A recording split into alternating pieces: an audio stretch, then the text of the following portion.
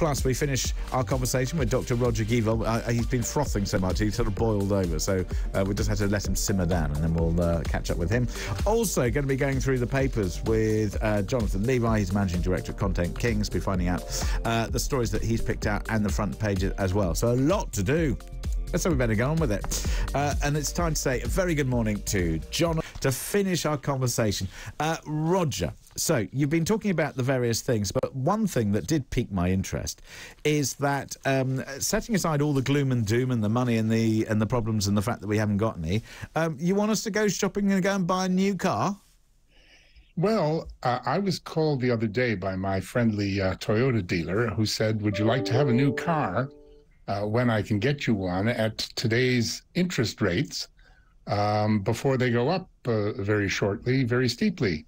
So I said, yeah, sure, tell me more. Now, I don't know why they would want to offer people cheaper finance deals today and sell cars when they can sell cars and get more money from higher finance rates. Because they've already bought the financial products. You should know that, Roger. They've already got them on the thing. They've pre-bought a certain amount of finance. It's there, and if they don't get rid of it, then they don't sell it. They might as well sell the cars now that are just sat there that nobody wants to buy. I don't think so. They don't really you can't really pre-buy finance because it's customer by customer. So each one needs to go. No. They pre-book it, Roger. Get with the program. They've pre-booked it. It's rather like when you go and buy a mortgage product, they've got a certain amount that they've all pre-bought, and if they don't sell it within the time, boom, it's gone. Well, they've allocated a certain amount of deposits. I'm not sure it works the same way here, but I think what's actually going on here is that under the consumer credit laws, if you have paid more than 50% of the price of the contract, in other words, the principal, the interest, and any charges, you're actually able, under a hire purchase contract, to hand the car back.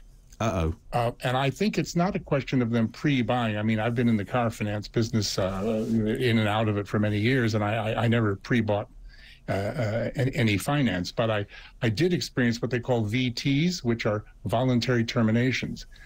And under the Consumer Credit Act, if you paid more than 50%, you can actually go to the dealership and throw the keys at them and say goodbye and walk away. Well, exactly. And I suppose one of the key things here is that, look, I mean, there's a difference between the personal finance agreement that you put in place as a consumer, and then, of course, the vehicle manufacturers that are arguably just finance companies, just with assets that they use to peddle their business. Sure. Roger, anyway, listen, we are out of time, but thank you very much indeed for joining us this morning. There'll be more frothing from Roger next week, I'm sure. Dr. Roger Gievell is Chief Executive of Fair Money. He's also personal finance and credit expert. Thank you very much indeed for joining us. Meanwhile, we must